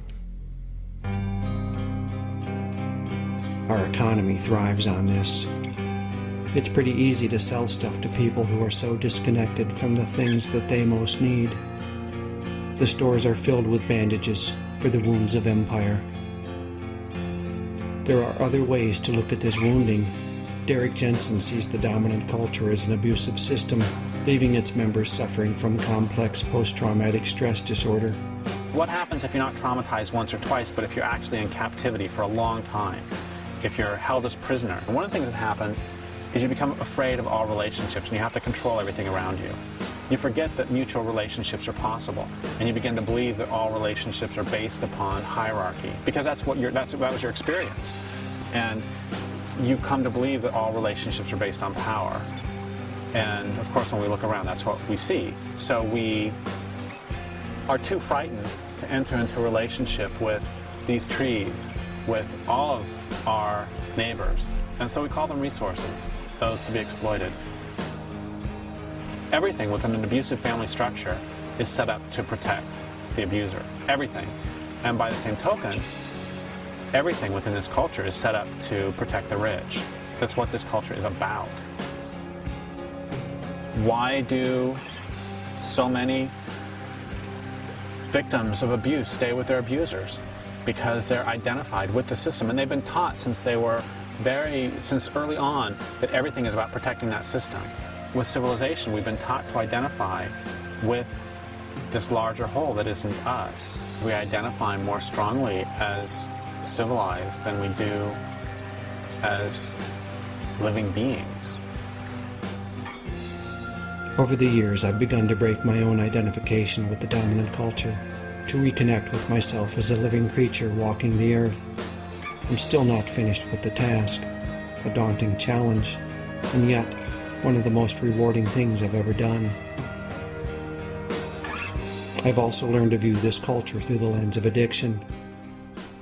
Addiction is based on continually seeking more of what it is we don't really want, and therefore never being fully satisfied. There's a deep need, there's a deep hole, a deep longing, a deep fear, a deep grief, a deep rage. So there's food, there's cigarettes, there's alcohol, there's drugs, there's computers, there's TV, there's movies, there's shopping, there's music. It's endless. All of that we've now determined people can be addicted to is a kind of it's like a technological fix. So as long as that's working, why would I stop? I won't stop. An alcoholic doesn't stop. A drug addict doesn't stop as long as it's working, but you reach a point where it doesn't work anymore. After centuries of abuse, disconnection, delusion, and addiction, it looks as though we're desperate to hit bottom. It's almost as if we're wanting to hit bottom so hard that we either shift or die, because it's not worth continuing like this. So many people are so very, very unhappy, and they want this nightmare to end, and they don't recognize that the death that they want is a cultural death and is a spiritual and metaphorical death. That would explain why we continue to foul our nest. If what we want is to hit bottom, we found the perfect means to get us there. Denial. Denial. Denial. Denial. Denial. Denial. Denial in huge neon letters that blink on and off like the old Rocky and Bullwinkle credits at the end of the show. Again, I stop and listen and watch as I move through the landscape of empire.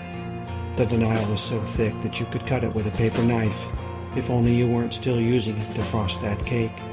Denial takes tremendous energy, and if you have to work really, really hard to not acknowledge the fact that this culture is killing everything, you're not going to have much energy left over. It's the energy I've freed up when I stepped out of my own denial that has made this documentary possible. The more I let down my defenses, the more I find the power to look more deeply at the world. And when I look, I find the story of somehow, a fantasy that keeps us passive in the face of the world situation. We've muddled through things before, and somehow we'll muddle through this one. Somehow everything's okay. Somehow. How do we get there? You know, it's like it doesn't do any good to fantasize if there's no way to get from here to there. Is there a way to get from here to there? And where is there exactly? Where do we go from here? As world events break through our walls of denial, voices of helplessness and resignation fill the air. You know, if we knew somehow way to get out of it, we would, but we don't. Whatever's going to happen. There's going to have to be some sort of catastrophic event. A meltdown of all of these systems that we've been depending on. Figure there's no way to stop the train from heading off the end of the bridge. You know, we're just going to go down screaming. And finally you just say, fuck it. This is, let's just fuck it. Who cares? You know, we might as well go out and party and have a good time because the world's not going anywhere good. This system feels like a trap, a madhouse, a prison. With resignation this profound, it seems as though there is little left to do but to make the prison as comfortable as is possible.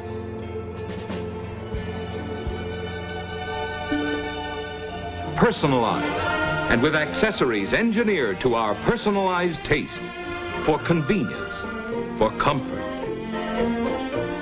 for convenience and safety, with protection from rain, blocking out the wintry gale, with comforting warmth,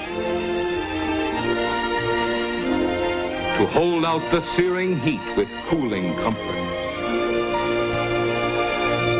Capitalist culture is telling us to buy, and we will feel better if we buy more.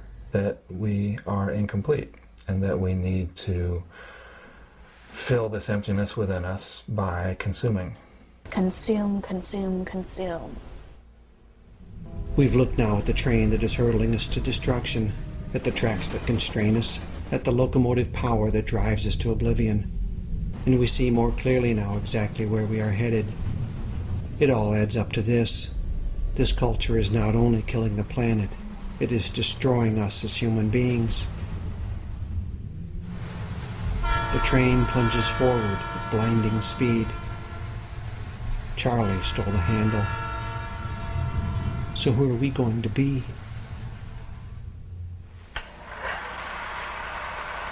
In the film, I see a man standing on the ledge.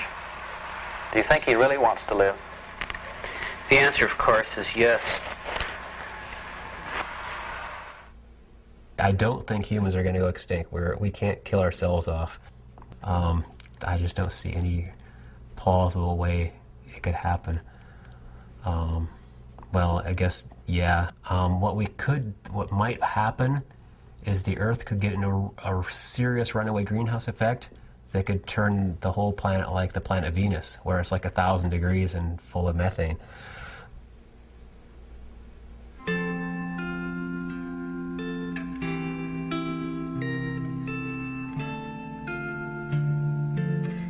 A powerful creative tension arises when we hold two things at the same time, a clear assessment of where we are and a clear vision of where we want to go.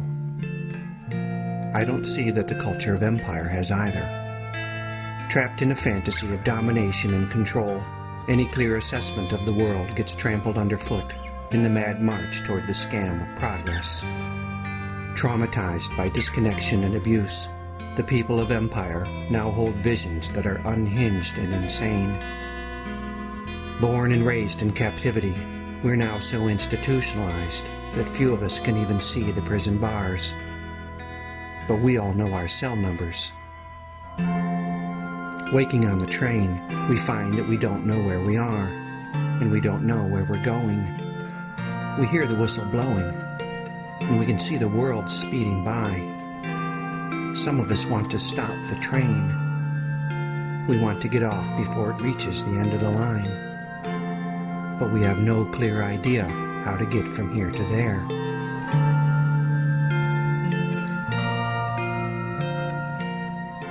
The secret plan is that we're going to go on this way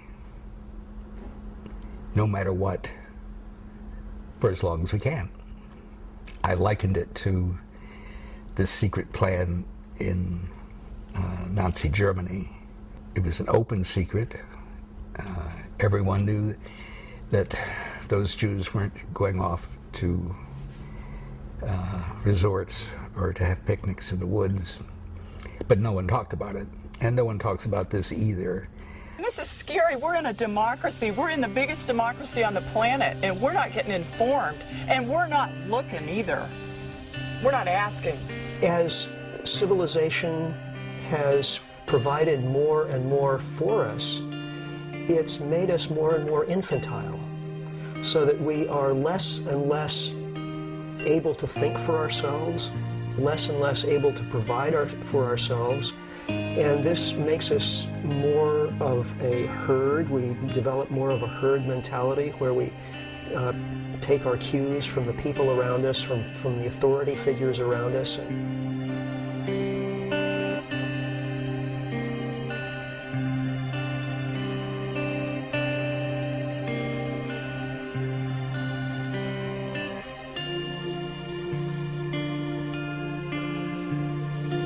The situation is desperate. It's the worldwide eco-slam, where Climate Crash goes head-to-head with the Peak Oil Kid, and Overshoot tears into mass extinction. It's the smackdown at the end of the universe, and tickets go on sale this Friday. The American lifestyle is unsustainable. That means that it can't be sustained. It's coming to an end. Remember how 30 years ago we looked to the future and said, 30 years from now, if we don't act, we're going to be in trouble? Well, it's now, and we are, because we didn't. The fundamental laws of life have been broken. The consequences of that are now apparent. Remember the secret plan. The dominant culture is not going to stop until it destroys everything. It can't. It's built on a foundation of faulty assumptions. I see no way that it can be reformed. It can only be discarded so that something new can grow in its place. We have to look at this. We have lost a whole range of human understanding. Before there ever was science, humans understood the universe, how to relate to the universe. And then they had this idea of how to relate to the universe, something which is thrown off base when science comes in and I'll tell you how to run the universe. We've got to understand that we are part of the living community. We're not the masters of the living community. We're not the guardians of the living community. We are just another species. And we have the power to destroy that community, and when we do that, we destroy ourselves. If we don't figure out what our place in the universe is, we're not going to have a place in the universe.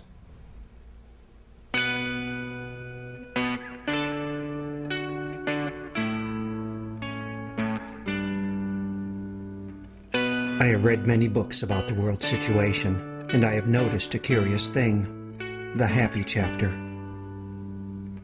After an entire book of dire prognostications and appalling facts, comes the chapter at the end that says that if only we do this and this and that, we'll find the solution.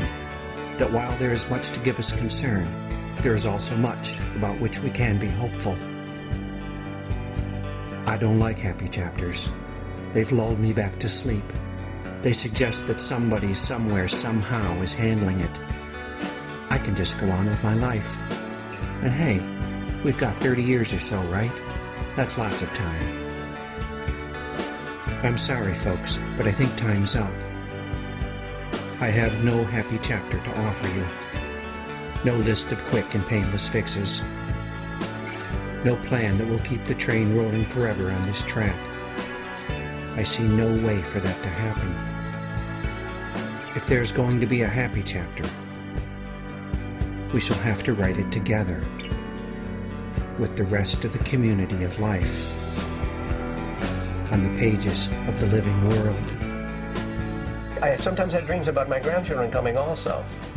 And these dreams sometimes turn unpleasant because the grandchildren come and they come from a North Carolina and from a California that is polluted, the air they can't breathe. And they say, "Granddad, did you let that happen?" And they're angry when they get there.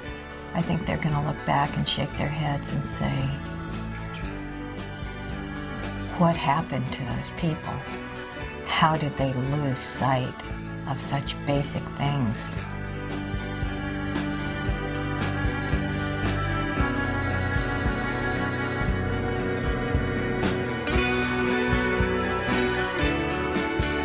There is a new story arising in the world, the story of the Great Turning, the turning away from a culture of domination and death, and the turning toward a culture that is life-sustaining and life-renewing.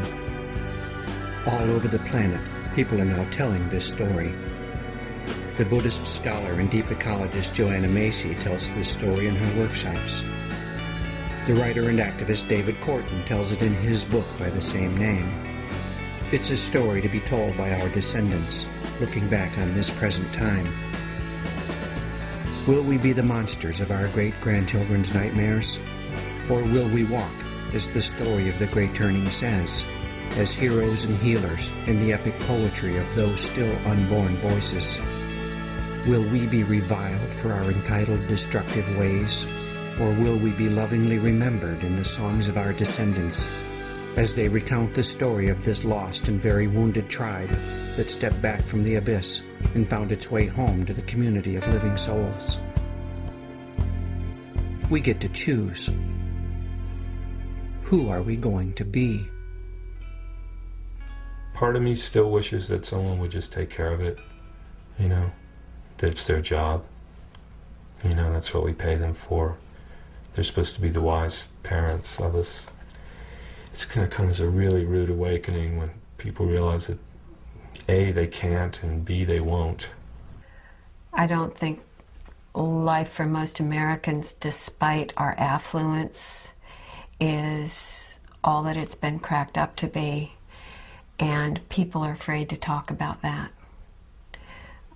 They're afraid they're the only ones that are experiencing deep dissatisfaction. It's really so sad. You know, you look at, and particularly American culture is emblematic of this. You go to a typical shopping mall and look at the people around you and the environment around you. And the utter shallowness and hopelessness of it all is profoundly depressing.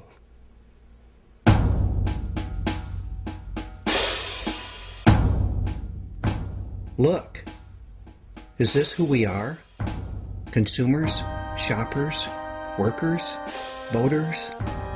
Does our identity lie in Nielsen numbers and box office receipts and the gross domestic product? Are we on this earth to sell cheeseburgers to each other and yell at our children and drive around in clown cars and fall asleep in front of the tube?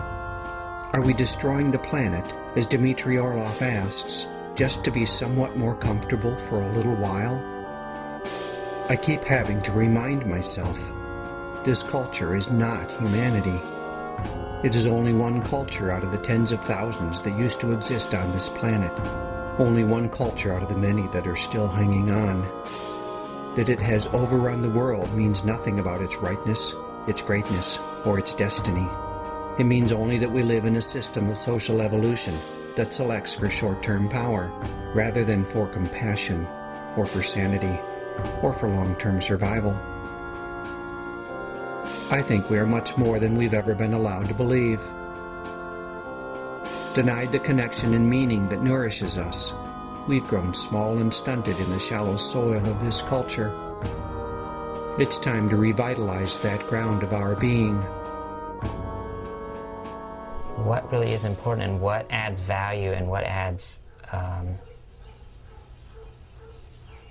you know, what does a life well lived look like? Humans have a history of living much more in touch with the natural world, with the planet, much more sustainable, much more spiritual, much more communal. That's who we are. As all of this starts to shift and change and disintegrate and collapse, there's the opportunity, in fact, to come back to ourselves, to grow up fundamentally as people and as a culture.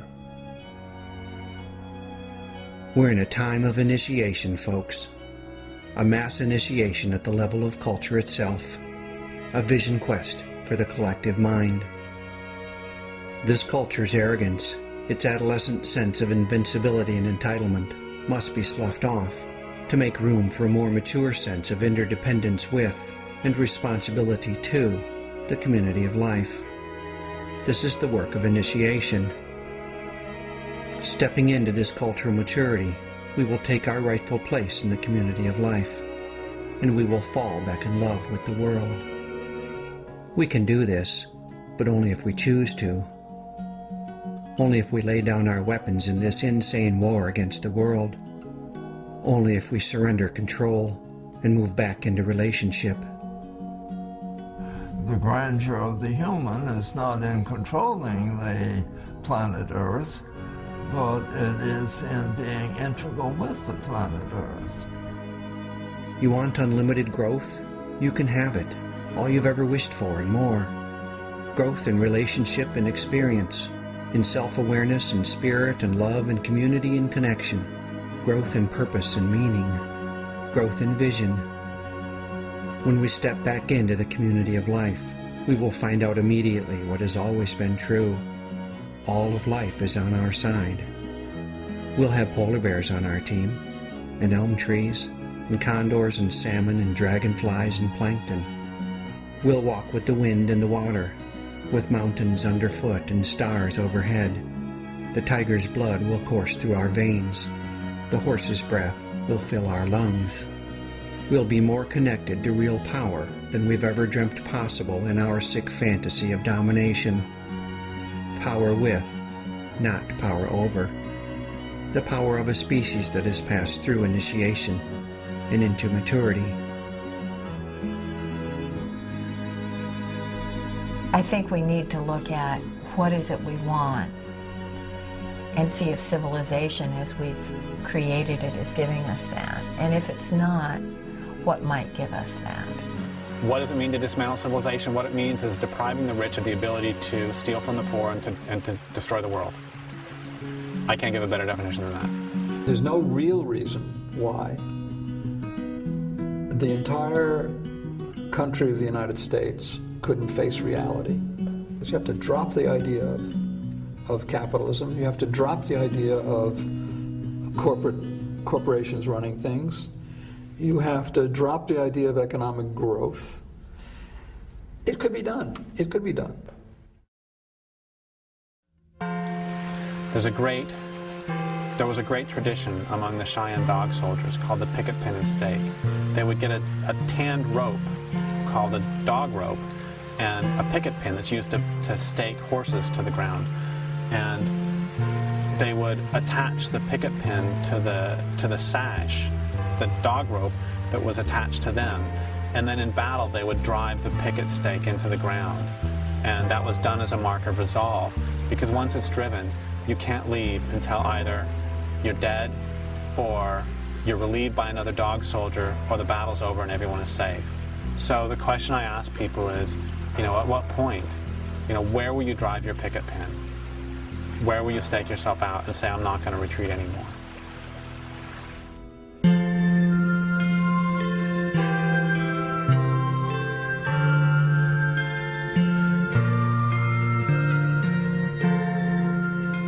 Our descendants are watching us. How will we be? It's time to be thoughtful, coming together to learn about the world as it really is, reading between the lies, doing the math, studying the world situation. There will be a quiz. A paradigm shift will require that we question our deepest and most fundamental assumptions. And that will require that we take our current worldview gently in our arms and hold it while it breathes its last. Step into a new story. Walk away from the pyramids. Get out of the crumbling building. Break out of prison. Choose your favorite metaphor. Choose your own adventure. But choose. It's time to be truthful. Millions of sensual, pulsing animal bodies are now living trapped and used and starved in cities and cubicles and sweatshops and food courts and traffic jams and suburbs and public school classrooms. People who are not rich and white already know this. What would happen if we let ourselves feel our feelings about all of this? The entire community of life on this planet is now being threatened. Where do we stick our picket pins? Where do we take a stand? When do we find the courage to let ourselves feel what is going on? Our feelings are the swiftest path back to our forgotten selves. It's time to be open and humble. There are huge forces at work in the world, both seen and unseen. It's time to ask for help. Ask the ancestors. Ask the gods. Ask your God. Go outside and lie down on the earth and ask the land and the sky and the life of this place. And then listen for a response. Listen to the voices of soil and stone, wind and water, the voices of cirrus clouds and chickadees, of red squirrels and wood beetles and Russian olives and hickories. The world will tell us what it knows, if only we will be still and listen, and then speak. It's time to show up in our own lives and tell the truth. It's time to talk about the world situation with everyone we see. We're all in this together. What a relief it'll be to discover that we are not alone. It's time to act with great intention. There is work aplenty to do in this weary world, and people engaged in that work. Find those people. Join in. Save rivers and stop bulldozers and stand up at city council meetings to tell your truth. Share skills, evolve local communities, move from agriculture to permaculture and grow your own food. Learn about medicinal herbs. As Derek Jensen says, we need it all. Find your work and do it. It's time. But what about that speeding train? How will the great turning turn? We can wait for the train to crash on its own and hope that it doesn't kill us and everything else. But with the children grown, perhaps we can come together and decide to dismantle, joyfully and with conscious intent, the rusty and dangerous old swing set of a culture that no longer serves us. This may seem an impossible task, but if the alternative is extinction, then we have nothing to lose. We humans once knew how to live on this planet. A few still do, and that's the good news. It can be done. We can do way, way better than empire.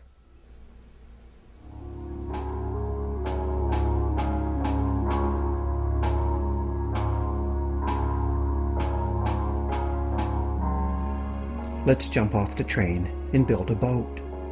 The train is constrained to rigid tracks, and its momentum makes it almost impossible to steer. But the boat is a very different thing. Boats set sail into the unknown, subject only to wind and wave and weather. Boats can be lifeboats, preserving wisdom and understanding while the storm rages overhead. Boats can be arks, safeguarding the life of the world as the floodwaters rise. And boats can carry us into adventure, away from the shores of the current paradigm, into those unseen shores of a future not yet written. Find your people and build a boat. Build a local community to serve the world and preserve the life of a piece of land. Or set sail in the wider world, interrupting the destruction, healing the wounds, crafting connections and changing minds. Build a boat, a lifeboat, an ark, a galleon of adventure and imagination destined for unknown lands. Build it now. The ice is melting. The waters are rising. We're going to have to let go of the shore. I do not know if I will survive the crash of industrial civilization or the impacts of the climate change that civilization has unleashed. I do know this. I have a choice about how I meet it. I have a choice. We have a choice. I can meet it with a burger in my hand, a French fry in my mouth, and a cold drink spilling onto my jeans. Or I can meet it with consciousness, integrity, and the sense of purpose that is my birthright. I can meet it on the far side of initiation, a mature and related member of the community of life, standing tall, doing my best to protect and serve this earth that I love. This is the course I've chosen. This is my picket pen. I will show up, and I will tell my truth. But it's hard to sail alone when the seas rage so fiercely. If you sail with me, we shall both be made stronger. And when others join us, then our crew will be made strong indeed. Together, we will set forth to find that new land. What a way to go. Let's build a boat in case the waters rise. Let's build a boat. The clouds, they gather in the sky. Let's build a boat. For when this storm comes, let's build a boat. For when the rain it beat like drums, oh, the levee will get pounded. Oh, the people are out having fun. Someday our work will pay off. We will float, others will be overcome. But you can't outrun the water. Oh, you can't outrun the water. You can't outrun the water. Let's build a boat.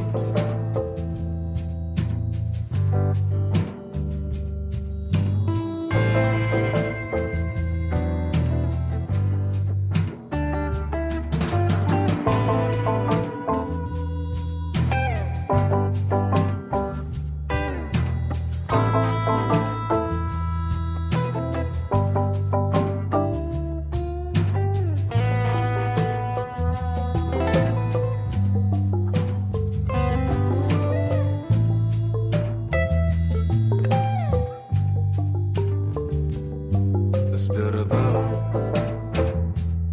Take me to the other side. Let's build a boat. Be forewarned, this is no easy ride. Let's build a boat. Big enough for all of us. Let's build a boat. One that's good enough, one that we can trust. Oh, the levee will get pounded. Oh, the people are out having fun. Someday our work will pay off. We will float, others will be overcome. But you can't outrun the water.